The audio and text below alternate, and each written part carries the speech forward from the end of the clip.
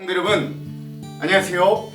우리 지난 2달간 사순절 묵상 나눔을 함께 쭉 해왔고요. 이제 다시 일상으로 돌아와서 우리 즐거운 성경 여행 함께 떠나는 우리 또 시즌이 되었습니다. 신약 성경의 14번째 책인 우리 데살로니가 후서의 여행, 어제 지도보기 함께 나눴죠. 오늘부터 한번 즐거운 여행으로 떠나보기를 간절히 소망드립니다. 우리 언제나 그랬듯 우리 데살로니가 후서가 이 신약 성경에서 어떤 위치를 차지하고 있는가 함께 좀 나눠봤으면 좋겠습니다. 신약 성경은요, 신약 성경의 핵심, 우리 심장 부분인 사복음서, 마태, 마가, 누가, 요한복음서를 통해서 예수님께서 하나님 나라를 이 땅 가운데 펼치시는 예수님의 이야기로부터 시작됩니다. 그분의 공생의 사역과 십자가 죽음과 부활의 이야기까지 사복음서가 우리들에게 예수님이 어떻게 이 땅에 하나님의 나라를 이루어 놓으셨는지를 알려줍니다. 그 이후에 그렇게 주님이 펼쳐놓으신 하나님의 나라를 제자들과 교회가 어떻게 받아서 이 땅에 이어가는지를 알려주는 역사서, 신약 성경에서는 딱 한 권 역사서인 우리 사도행전이 그런 성령, 예수님 이후에 오신 성령님을 통해 우리 이 땅에 어떻게 교회가 펼쳐지는가, 그 교회를 통해 하나님 나라가 어떻게 확장되는가를 우리들에게 알려주는 책이지요. 그 이후에는 이제 그 역사서를 뼈대로 하여 각 서신서들, 각 사도들과 믿음의 지도자들이 교회 공동체와 개인들에게 보내는 서신서들로 이루어져 있는 것이 지금 우리가 읽고 있는 서신서들입니다. 그리고 맨 마지막에 계시록, 계시지에서 계시책이 요한계시록이기도 하고요. 로마서, 고린도전후서, 갈라디아서, 에베소서, 빌립보서, 골로새서, 그리고 데살로니가 전서까지 우리가 읽었고요. 이제 오늘부터 우리가 함께할 데살로니가 후서는요, 재림의 신앙의 혼란 속에서 우리 그 징조들을 어떻게 바르게 분별할 수 있는가, 그리고 그 재림 신앙 가운데서도 교회를 바로 세우고 성실한 일상으로 신앙의 진정성을 증명하게 만드는 책이 바로 오늘부터 우리가 본격적으로 여행할 데살로니가 후서다. 데살로니가 후서가 이 서신서들 중에서도 그런 역할을 담당하고 있다라는 것들을 아시고 함께 좀 여행을 떠났으면 좋겠습니다. 우리 데살로니가 후서는요, 1장, 2장, 3장으로 구성되어 있어서요, 우리가 한 장씩 하루 여행을 좀 떠나려고 합니다. 오늘은 그래서 1장 1절에서부터 12절까지의 말씀을 좀 함께 나눠보려고 합니다.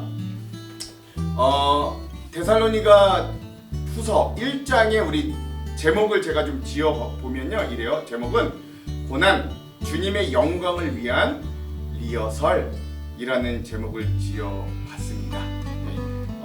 그럼 여러분, 오늘 우리가 이런 제목을 따라 오늘 이제 이 내용과의 주안점을 함께 살펴볼 때 우리 한 2가지 맥을 짚어보고 그 맥에 따라 우리 주안점들을 한번 좀 살펴보도록 할게요. 자, 오늘 데살로니가후서 1장에서 우리가 좀 함께 먼저 고민하면서 나아가야 될 2가지 맥은 뭐냐? 첫 번째, 데살로니가 교인들에게 다가왔던 고난과 박해의 의미, 그리고 그 고난을 통해 얻을 수 있는 것이 무엇인가를 바울은 어떻게 말하는가 여러분 한번 깊이 살펴보면서 오늘 말씀을 한번 읽어봤으면 좋겠습니다.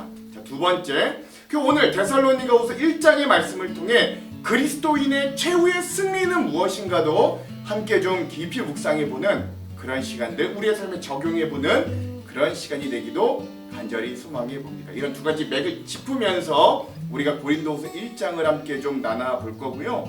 제가 좀 곰곰이 생각해보니까 내용에 대해서는 여러분들에게 그렇게 막 깊이 나아가지 않아도 될 것 같습니다. 앞으로 좀 이 내용 부분은 생략하고요, 바로 핵심 부분과 주안점을 함께 나누고 여러분이 바로 읽어도 여러분 충분히 이해하실 수 있을 것 같아요. 자, 그러면 오늘 데살로니가 후서 1장의 핵심 구절을 함께 좀 나눠보려고 합니다. 2군데인데요, 3절과 12절의 말씀입니다. 먼저 3절, 형제들아, 우리가 너희를 위하여 항상 하나님께 감사할지니 이것이 당연함은 너희의 믿음이 더욱 자라고 너희가 다 각기 서로 사랑함이 풍성함이니. 아멘. 12절입니다. 우리 하나님과 주 예수 그리스도의 은혜대로 우리 주 예수의 이름이 너희 가운데서 영광을 받으시고 너희도 그 안에서 영광을 받게 하려 함이라. 아멘. 그렇죠? 오늘 이런 핵심 구절들을 가지고 우리가 주안점을 나누고 데살로니가후서 1장 이 단 12절 있는 이 말씀들을 함께 좀 읽으며 나아갈게요. 자, 그럼 주안점을 한번 나눠봅시다. 먼저 첫 번째. 자, 우리가 이제 전에 읽었던 데살로니가전서의 감동을 그대로 이어받아서 데살로니가후서 1장 성경 여행을 본격적으로 떠나려고 합니다. 우리가 앞서 읽은 두 달 전이긴 하지만 앞서 읽었던 데살로니가전서가 갓 태어난 신생아와 같은 성도들을 품어주는 이 바울의 따뜻한 어머니의 마음의 편지였다면, 이 데살로니가후서 1장은 거친 세상의 풍파 속에서도 자녀를 강하게 단련시키는 아버지의 엄격한 사랑이 느껴지는 편지가 바로 오늘부터 우리가 읽을 데살로니가후서의 편지입니다. 그 중에서도 데살로니가후서 1장에서 우리가 반드시 붙잡아야 될 세 가지 핵심 주제를 한번 깊이 한번 이제 나눠보고 우리 말씀을 읽어볼 건데요. 그렇습니다. 여러분, 이 당시 초대교회 수많은 교회들이 그랬듯이 데살로니가 지역의 교회도 예수 그리스도를 믿고 따르는 신앙을 지키기에는 수많은 어려움들이 주변 곳곳에 도사리고 있었습니다. 데살로니가전서에서도 말씀드렸지만 데살로니가 교회는 바울에게 지도를 받은 지 3주밖에 지나지 않았는데, 근데 바울이 박해를 받음으로 바울과 이 교회 공동체가 떨어질 수밖에 없는 상황에 처했던 거예요. 그러니까 교회를 세운 지 3주 만에 담임 목사님과 헤어질 수밖에 없었던 거죠. 성도들이 굉장히 절대적으로 의존하고 있었는데, 심지어 이 당시 데살로니가 지역의 성도들은 사회적으로, 종교적으로 굉장히 압박 속에 있었습니다. 유대 공동체로부터 배척을 받기도 했고, 그리고 로마 제국으로부터 정치적인 긴장감이 항상 있었고, 또 그 당시 그리스 헬라 지역에 널리 퍼져 있던 황제 문화와 우상 숭배 문화 속에서 신앙 고백을 해야 되는, 그래서 굉장히 박해와 고난과 조롱을 받을 수밖에 없는 이런 상황에 직면했던 게 데살로니가 교인들의 상황이었습니다. 그런데도 불구하고 그들이 3주밖에 되지 않았던, 그렇게 교육을 짧게 받을 수밖에 없었지만 알고 믿었던 복음을 포기하지 않았다는 거예요. 놀라운 일이죠. 이는 그들의 믿음이 상황과 환경에 의존하지 않는 믿음이었다는 걸 보여주는 겁니다. 그래서 바울은 데살로니가 교회 성도들에게 다시 한번 편지를 쓰면서도 이 편지를 시작하자마자 놀랍게 고백하며 이런 표현을 하는데요. 그게 3절에서 4절입니다. 형제들아, 우리가 너희를 위하여 항상 하나님께 감사할지니 이것이 당연함은 너희의 믿음이 더욱 자라고 너희가 다 각기 서로 사랑함이 풍성함이니, 그러므로 너희가 견디고 있는 모든 박해와 환난 중에서 너희 인내와 믿음으로 말미암아 하나님의 여러 교회에서 우리가 친히 자랑하노라. 아멘. 여기서 더욱 자라고, 너희의 믿음이 더욱 자란다 라고 바울이 말했던 이 더욱 자라고 라는 말에 해당하는 헬라어는 휘페락사네이 라고 합니다. 바울이 여기서만 사용한 아주 독특한 단어인데요, 더욱 자란다 라고 하는 이 바울의 말은 단순히 너희들이 조금씩 성장을 이루고 있다 라고 하는 수준이 아닌 거예요. 마치 예를 들면 식물이 화분에서 자라는데 얼마나 빨리 많이 자라는지 화분을 뚫고 이 식물이 폭발적으로 성장하듯이 한계를 초과하여 놀랍도록 자라고 있다라고 하는 뜻이 이 단어에 담겨있는 뜻이라고 합니다. 그러니까 한마디로 이 데살로니가 교회는 비정상적으로 넘치도록 성장한다 라고 하는 놀라움의 표시인 거예요. 박해와 환난이라는 척박한 토양 속에서도 어떻게 이들은 이런 신앙이 가능했을까요? 네, 여기서 우리가 살펴볼 첫 번째 주제가 등장하는데, 여기서 중요한 지점은 바로 이들의 믿음의 자람이 서로 사랑이 풍성함과 연결되어 있다는 점에 우리가 좀 주목해야 된다는 것입니다. 여러분, 우리의 믿음이 또 우리의 사랑이 하나님과는 좀 수직적인 믿음과 사랑의 영역이라면 또 사랑은 우리 그 사랑을 어떻게 나타내느냐, 우리 성도와 성도 간의 수평적인 사랑과 믿음으로 그것들을 나타내는 것이지요. 고난이 심해질수록 데살로니가 성도들은 서로가 서로를 더 꽉 붙잡았고, 그 결과 공동체의 체급 자체가 굉장히 커졌던 거예요. 놀라운 성장을 이룬 겁니다. 그리고 그런 예수 그리스도로부터 얻은 십자가와 부활의 놀라운 은혜와 사랑, 위로부터 먼저 얻었잖아요. 그리고 그 사랑이 교회 공동체 안에서 서로 수평적으로 가시적으로 드러나니까 이들에게는 박해와 고난 가운데서도 서로가 사랑으로 붙들어 줄므로 그것들을 인내하고 극복할 수 있는 힘이 생겼다는 거예요. 그러므로 바울이 이 데살로니가 교회 성도들을 친히 자랑할 만한 교회와 성도들이라고 당당히 여길 수 있었던 결정적인 요인이 바로 이런 그들의 인내, 서로를 향한 사랑에서부터 비롯되었다라고 할 수 있는 겁니다. 그러한 사랑으로 기인한 인내가 바로 4절에서 말하는 인내, 즉 단순히 버티는 걸 말하는 게 아니라 이들은 서로 사랑함으로 이것을 승리적인 견딤으로 나타냈다라는 거예요. 그들은 고난에 짓눌린 게 아니라 고난을 밟고 올라가 성숙의 발판으로 삼은 놀라운 교회였다는 것. 그러니까 여러분, 여기서 말하는 인내는 단순히 참는다는 게 아니에요. 무너지지 않고 버티는 능동적인 지속이 가능하게 만들었던 힘을 의미하는 게 여기서 말하는 인내입니다. 그러니까 이 본문이 말하는 신앙은 이런 거예요. 서로 사랑이 충만하게 나누어지는 공동체를 바탕으로 하는 성도들은 그들의 삶의 고난이 다가온다 할지라도 그것들을 뚫고 나갈 힘이 생기고, 고난이 없어서 좋은 신앙이 아니라 고난 속에서도 더 강해지는 신앙의 모습을 통해 서로 성장할 수 있고 인내할 힘을 기를 수 있는 모범적인 공동체의 모습을 우리에게 제시해주고 있다라고 하는 거죠. 여러분, 한 가지 예화를 좀 나누고 싶은데요. 1917년 러시아에서는 볼셰비키 공산주의 혁명이 일어났을 때라고 합니다. 많은 사람들이 그 숙청을 당했다고 해요. 그들은 죽임을 당하거나 시베리아 수용소로 끌려갔다고 합니다.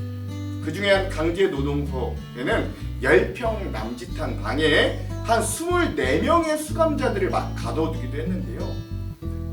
그 수용소에서는 하루에 딱 2번 식사가 제공됩니다. 그 식사가 뭐냐? 검고 딱딱한 러시아 빵 24개와 스프 한 통이 주어졌다고 합니다.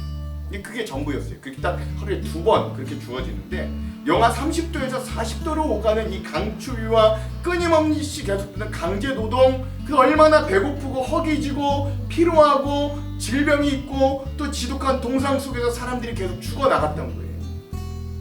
그래서 이제 식사 시간이 되면 거기가 아비규환이 됐다고 합니다. 빵과 스프를 나눠주는 시간이면 사람들이 모두 짐승같이 변하여서 서로가 내가 먼저 빵과 스프를 얻으려고 한 조각이라도 더 먹으려고 아우성을 쳤다. 그 일반적인 이 수용소의 모습이라고 합니다.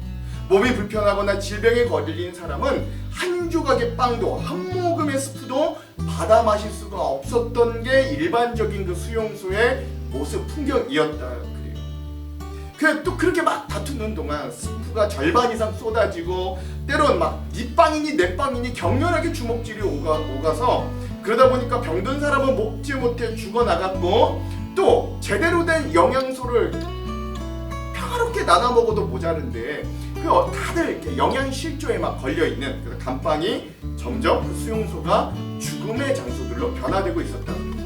근데 그런 수용소들의 방 가운데서도 이상한 한 방이 있었다 그래요. 그 방에는 수개월 동안 단 한 사람도 죽어나가지 않았던 거예요. 이 감방에 뭐가 달랐나? 이 수용소에는 반혁명 혐의로 수감되었던 러시아 정교회의 한 사제가 그 방에 있었다 그럽니다. 그 방도 처음에는 식사 시간이 지옥과 같았다 그래요. 근데 그 사제가요 달랐던 거예요. 그 사제는 그 자기에게 돌아온 얼마 안 되는 양의 식사를 따뜻한 미소로 받고, 그걸 먼저 자기가 먹는 게 아니라 옆에 있는 누워있는 어렵고 질병 걸린 사람에게 나누어 주었던 거예요. 국물도 그를 먹여주었던 거예요. 그 모습을 옆 사람들이 보고서 조용한 혁명이 그 방에 일어났다고 합니다. 사람들은 빵을 받으면 자기 입에 넣는 게 아니라 옆 사람에게 건네주었어요. 국물도 평화롭게 받으면 내가 먹는 게 아니라 옆 사람에게 계속 전달해 주었다고 합니다. 그렇게 하다 보니까 결국 그 방에 있는 모든 사람이 빵과 스프를 받게 되고, 그것도 자신이 가져오는 게 아니라 옆 사람의 손을 통해 질서 있게 받아오게 되었다고 해요. 그 방엔 싸움도 없었고 음식을 쏟는 낭비도 없었다고 합니다. 강제 노동에 그들이 막 열심히 하루 동안 강제 노동에 시달리다 돌아오면 서로의 몸을 막 이렇게 문질러 주었다고 해요. 방 안에 있던 사람이 자기의 옷을 벗어 막 들어온 사람을 따뜻하게 녹여주고 비벼주고 했다고 합니다. 그 방은 기적의 방이 되었다는 거죠. 모든 조건과 상황이 옆에 방과 똑같았지만 벽 하나를 사이를 두고 한 방은 지옥이 되고 한 방은 천국이 되고, 한 방은 사람들이 죽어나가고 한 방은 계속해서 생명이 넘쳐나는 방이 되었다는 거죠.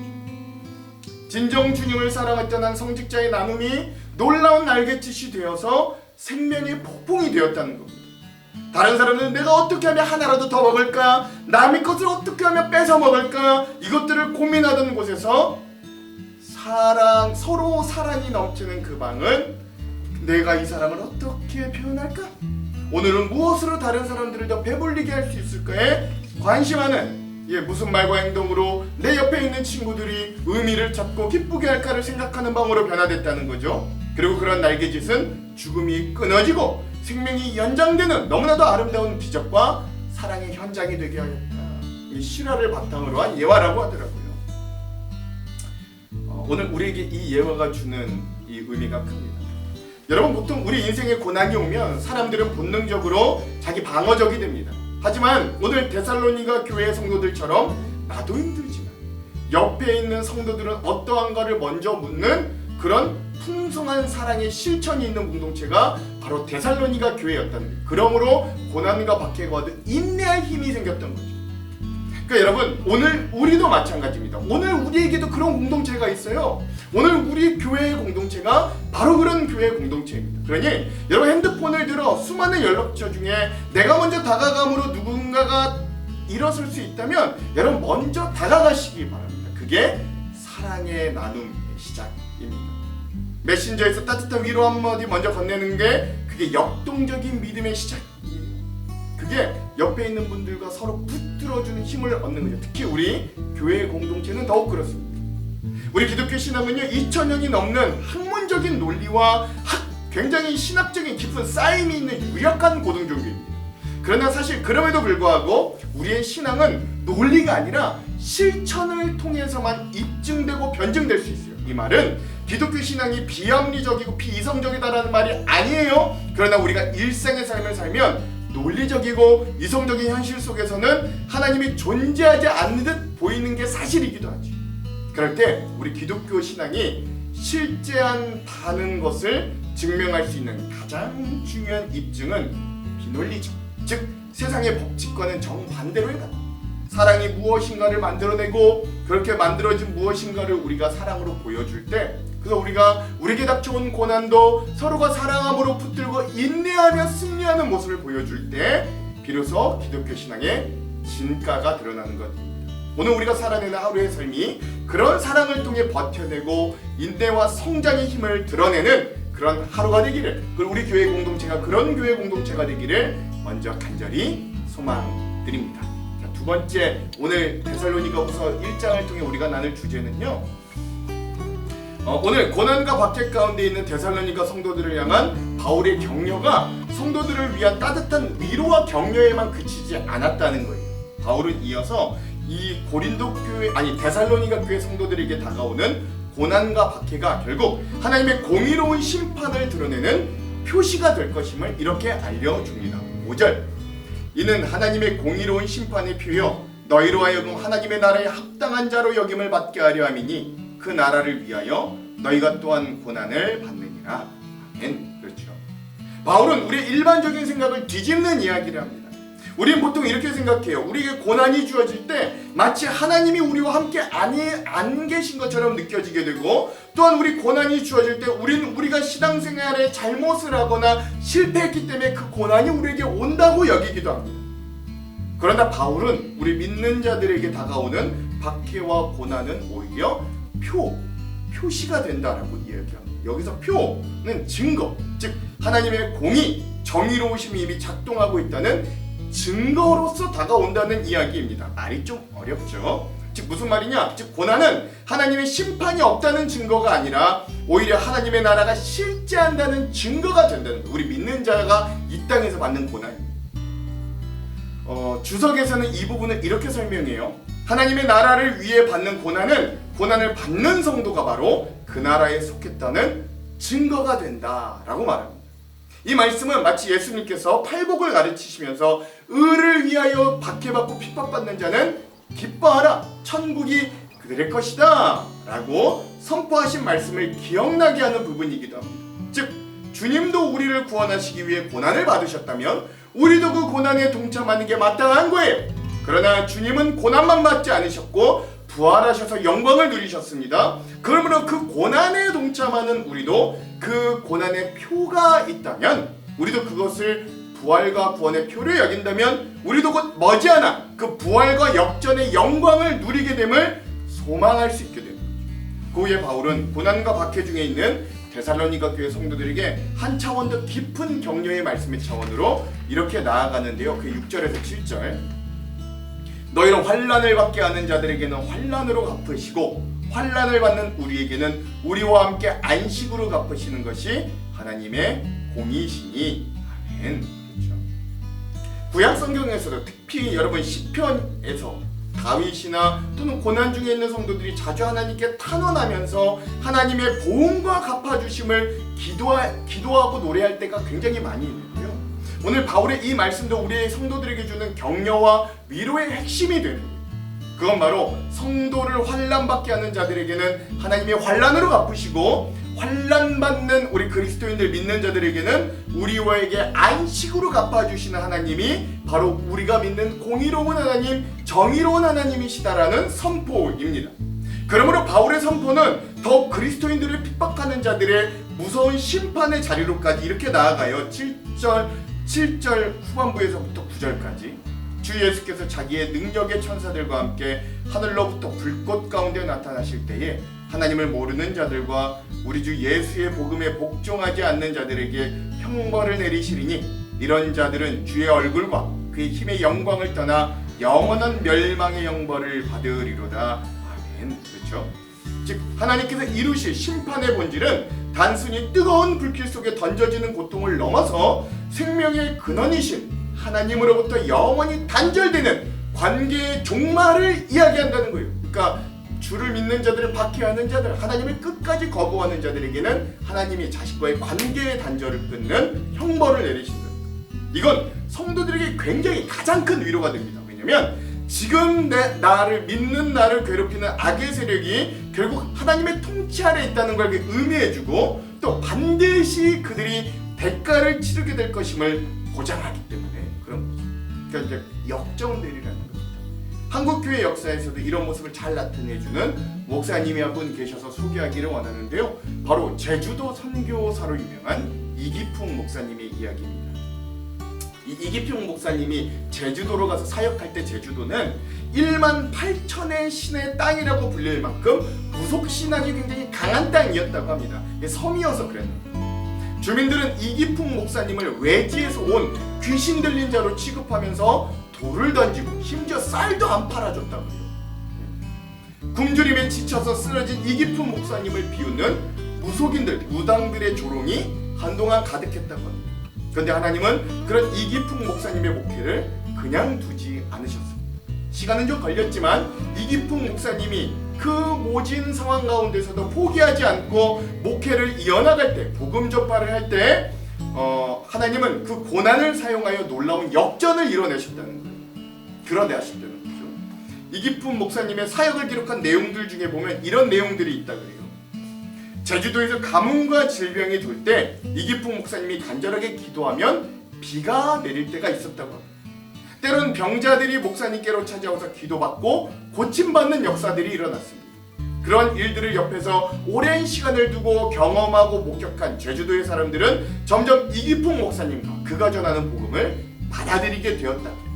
한 사람, 두 사람씩 변화가 되기 시작했고 그 땅에 교회가 세워지기 시작했고 그 교회를 통해 공동체가 형성되었습니다. 심지어 이기풍 목사님을 앞장서서 쫓아내려던 마을의 유력자들이 오히려 믿음으로 거꾸러져서 교회의 장로들이 되는 역사들이 일어났다라고 하는 이 제주도 선교 역사의 이야기들이 있습니다. 처음에는 불의가 이긴 것처럼 보였어요. 그러나 시간이 지나면서 하나님은 누가 옳은지를 드러내셨습니다.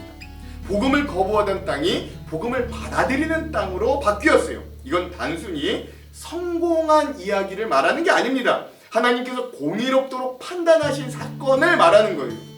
오늘 우리도 믿음을 가진 이후에 받는 고난들이 있습니다. 우리 믿음 때문에 지금 당장 겪어야 하는 오해와 손해들이 있습니다. 특별히 우리 교회도 그렇잖아요, 상황이.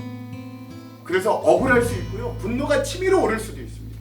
그러나 사랑하는 성도 여러분, 기억하십시오. 하나님은 지금 침묵하고 계신 게 아니라 판단을 진행하고 계신 거예요. 그리고 때가 되면 반드시 누가 옳은지 그른지 드러내십니다. 반드시 정의롭도록 모든 것들을 정리해 주십니다. 당장 눈앞의 상황은 우리 성도들이 옳은 길을 택한 자들이 지는 것 같지만 마지막에 웃게 하시는 분이 결국 하나님이심을 여러분 기억하시기 바랍니다. 하나님의 공의로운 저울은 결코 틀리는 법이 없음을 믿으시고, 오늘도 우리가 때론 어려움 가운데서도 이 믿음을 끝까지 인내하며 승리하기를 주님의 이름으로 또한 축원드립니다. 마지막 세 번째, 그래서 바울은 마지막으로 이런 모든 과정을 다 마친 성도들이 맞이할 영광에 대해서 이야기하며 오늘 데살로니가후서 1장을 마무리합니다. 10절에서 12절. 그날에 그가 강림하사 그의 성도들에게서 영광을 받으시고 모든 믿는 자들에게서 놀랍게 여김을 얻으시리니 이는 우리의 증거가 너희에게 믿어졌음이라. 이러므로 우리도 항상 너희를 위하여 기도함은 우리 하나님이 너희를 그 부르심에 합당한 자로 여기시고 모든 선을 기뻐함과 믿음의 역사를 능력으로 이루게 하시고 우리 하나님과 우리 주 예수 그리스도의 은혜대로 우리 주 예수의 이름이 너희 가운데서 영광을 받으시고 너희도 그 안에서 영광을 받게 하려 함이라. 아멘. 이런 바울의 결론은 예수님을 따라가는 우리 성도들의 삶이 어디로 향해야 하는지를 명확하게 보여줍니다. 이 10절에 보면요, 그날에 주님이 강림하시는 이유는 성도들에게서 영광을 받으시고 모든 믿는 자들에게서 놀랍게 여김을 받으시려 합니다 라고 이야기해요. 여러분, 여기에 너무나도 놀라운 신앙의 원리가 발견됩니다. 그게 뭐냐? 그건 바로 예수님은 그냥 내가 잘해서 나 혼자 영광을 받으시는 게 아니라 성도들 안에서 영광을 받으신다는. 예. 또한 11절에도 보면 최종적으로 믿음을 지키고 승리한 성도들을 주님은 부르심에 합당한 자로 여겨주신다라고 이야기하는 거예요. 즉 우리가 스스로 그런 믿음의 자격을 갖췄던 게 아니라 하나님의 은혜가 우리를 그 수준으로 끌어올려 주신다는 걸 의미하는 거죠. 결국 성도들의 삶은 주님의 영광을 반사하는 거울과 같다는 이야기입니다. 우리가 세상에서 믿음을 지키며 살아갈 때 우리 인내하면서 하나님의 공의로운 때를 기다리면서 이 믿음을 끝까지 지킬 때 사람들은 우리를 보는 게 아니라 우리 안에 계신 주님의 영광을 보게 된다라는 말이지요.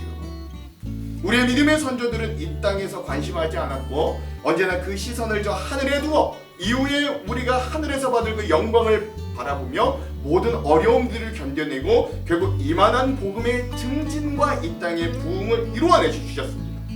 그 믿음과 소망이 교회만 부흥시킨 게 아니라 그 교회를 중심으로 그들의 마을과 삶도 나아지게 만드는 놀라운 원동력이 되었던 겁니다. 그렇게 우리의 진정한 믿음, 그것이 때론 고난과 박해마저도 이기고 인내하여 무엇이 하나님의 뜻인지를 명확하게 드러내는 그 신앙은 우리 안에서 예수 그리스도의 영광을 발견하게 하는 놀라운 일들이 되더라라는 것. 그러므로 오늘 살아가는 우리는 오늘 우리에게 주어진 이 믿음의 하루를 영광을 받을 자리, 그 리허설로 삼을 수 좀 있어야 됩니다. 주님이 오시는 날에 그리스도인인 내가 받을 영광은 갑자기 하늘에서 뚝 떨어지는 게 아닙니다. 오늘 내가 정직하게 세금을 내고 내 그리스도인으로서 직장이나 어디든 뒷담화가 무성한 자리에 침묵을 지키며 누가 보이지 않아도 선행을 세울 때 내 안에 주님의 영광이 조금씩 쌓이기 시작합니다. 지금 내 행동이 주님의 이름에 먹칠을 하는가, 영광을 돌리는가, 여러분 자문해보는 하루가 되시기를 간절히 소망합니다. 그렇게 우리는 그리스도인이라고 하는 우리 존재의 새로운 이름의 명예를 지키며 살아갈 수 있어야 됩니다. 우린 그리스도인이라고 하는 주님의 이름을 등에 업고 살아가는 사람들입니다. 세상 사람들이 나를 보고 역시 교회 다니는 사람은 좀 다르네 라고 한마디 할 때 그게 바로 우리가 아까 읽었던 12절 우리를 통해 영광이 성취되는 그 말씀의 성취가 되는 거죠. 여러분 오늘 하루 그리고 이번 한 주간 내 주변에 딱 한 사람에게도 한 사람에게만이라도 당신을 보니 하나님 살아계신 것 같다는 말을 들을 수 있는 인생들이 되기를 저는 간절히 축원드립니다. 데살로니가후서 1장은 우리에게 이렇게 말해요. 성도의 고난은 성장의 밑거름이 되고 하나님의 심판은 하나님의 공의의 완성이고 그리고 결국 믿는 자의 마지막은 주님의 형용할 수 없는 영광이라고 말해줍니다.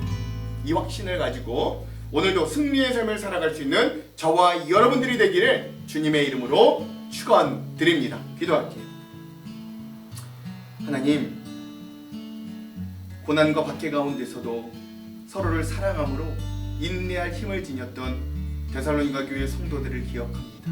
오늘 우리에게도 사랑의 마음을 주셔서 우리 공동체와 가정이 믿음으로 하나 되어 우리에게 다가오는 어려움들을 잘 이겨내는 인내와 믿음의 힘을 허락하여 주시옵소서.